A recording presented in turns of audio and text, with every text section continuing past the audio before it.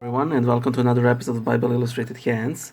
I have just seen the news on the most recent mass shooting in the U.S., more specifically the El Paso one. So, if you're watching this at a later date, no, I'm not referring to that mass shooting. I'm referring to El Paso one.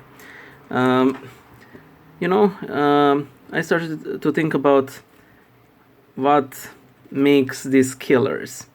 And there are all of these calls for gun control, but I don't think that is the primary cause of the shootings. I mean, sure, it facilitates them to a great extent, and to be quite honest, I have no idea why these assault rifles are so easy to get by in the United States. For me, it is simply unbelievable. But that's not what I want to talk about here. So what I think is the main issue, and that is the internet. Let me put it this way: you have a loner, always a guy.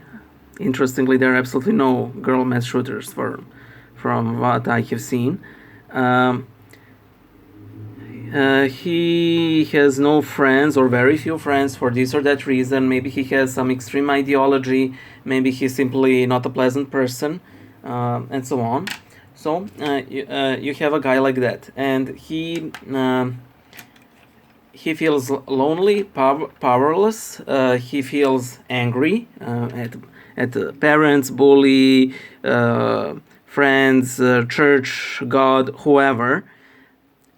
And he wants to feel important or to leave his infernal mark on this world. And where does he manage to find people who will accept his ideology or support it or even implant it? Why, on the internet, of course. Such person will go to some extreme internet forums where he will find people who have similar mindset and similar ideas, but who probably don't have the guts to go through all the hassle through which the shooter will eventually go through, and then we have a deadly cocktail.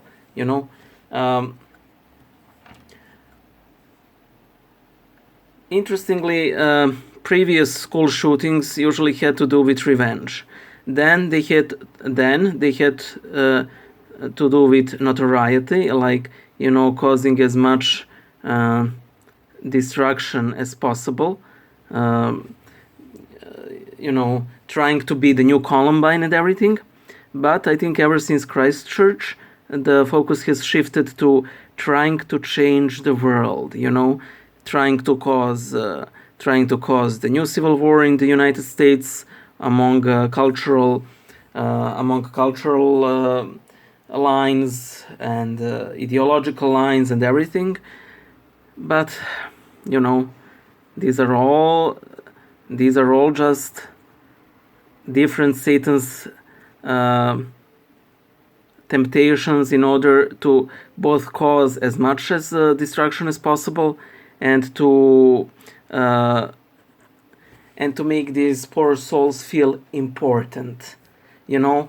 When they hold that gun and when they see people going for the cover, that is probably the only time in their sad lives that they feel important. And that's sad.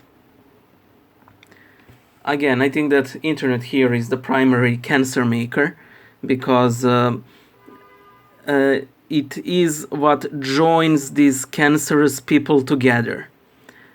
I don't know what is the solution to this thing is, but I'll tell you one thing. That Quadrano video I made it in such a vitriolic way on purpose, because I wanted immediately to distance myself from any problematic elements in my subscriber base, because those things are serious. And sure, you may be, I'm just worried about my country, and that's fine. But because all of those emotions are so easy to manipulate online, you have to take necessary precautions.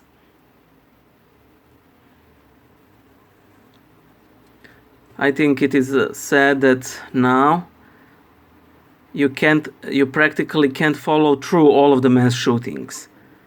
Like one of my subscribers was at that, I think it was a garlic festival or something in California, where, I hate to say this way, but where luckily only 3 people died. And he was, I saw him marked as safe at California. No, was that a fire? No, it was a shooting. And then I come back to from Zlatibor, and then I see that there were like 2 additional shootings in the span of 24 hours. I know, world is getting crazy, slowly. And I think that internet is one of those big things to blame. It pains me to say so, because at least for me and for many of you, internet has been a true blessing. But I call that a Nobel effect. You make a dynamite in order to help the miners, then it is used to kill the children.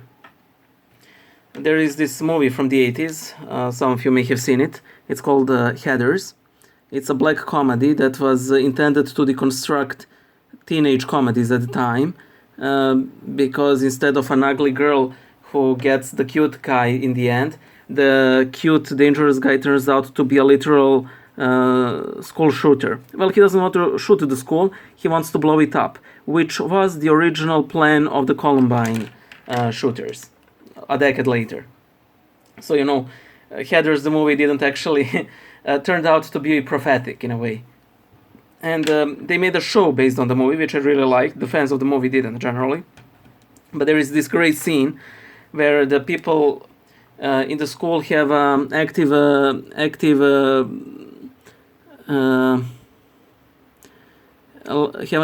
shooter drill, and they go into this basement, and this teacher tries to explain to kids how are murderers made. And he picks up a guy at random, and it just happens to be the most bullied kid in the school, the loner, and then he tells kids like, oh, these people, they have all this protection equipment, and he puts on the protective vest on that kid. They have these assault rifles. He gives him a fake rifle, and they try to cause as much destruction as possible. And he plays a video of explosion in the background. And as he's talking, you can see how the poor guy who's making all of those fake props is really enjoying it.